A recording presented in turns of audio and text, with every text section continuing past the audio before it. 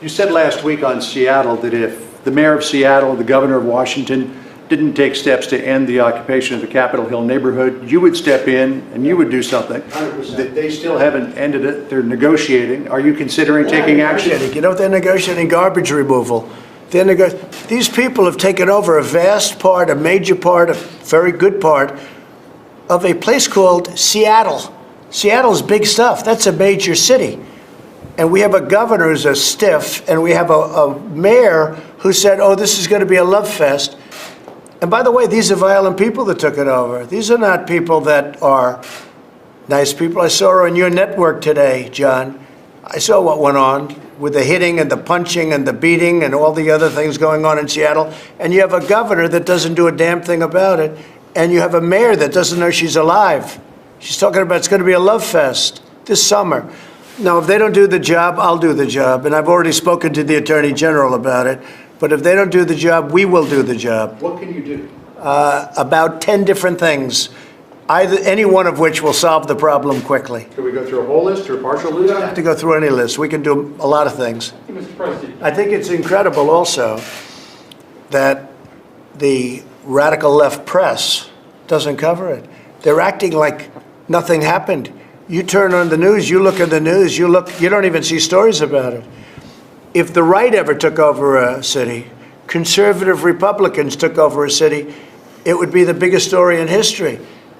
You can't even find stories about Seattle. It's incredible. How much longer They've taken over, we'll see. I tell you what, the American public is very angered by that. Seattle is a major, important city. And the Democrats, I guess you say radical left, but it's not even radical left. It's just Democrat. Where we have our problem are Democrat-run cities.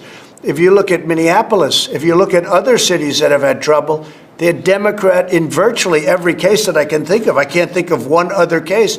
These are Democrat-run cities. Minneapolis, where the police are told to run for your lives. Don't do anything. And if I didn't get involved and send in the National Guard, and it was at my insistence that they did that, and as soon as I did that, everything stopped in Minneapolis 4 days, 5 days later. Is there a timeline that you're thinking here, No, Seattle? there's no timeline. We're watching it very closely. These are violent people that are dealing violently, and I think what I'd like to see before we do something, I'd like to see the press get in and cover it, because it's not that they're covering it badly, they're hardly covering it all. Think of this.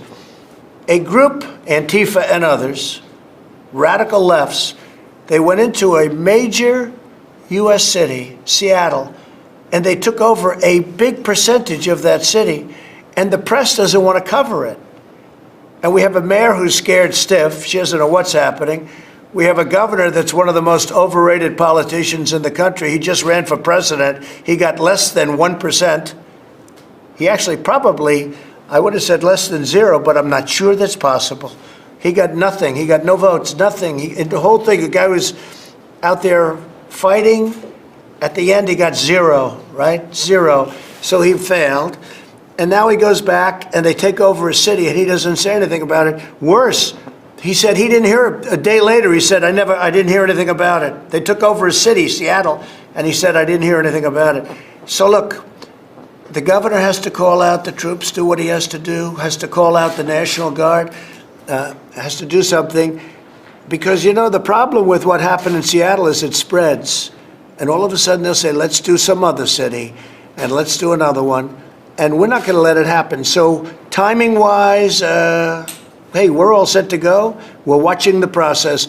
But the most amazing thing about the process is how the fake news media doesn't want to cover it. To me, that's the most amazing thing. Thank you all very much. I appreciate it.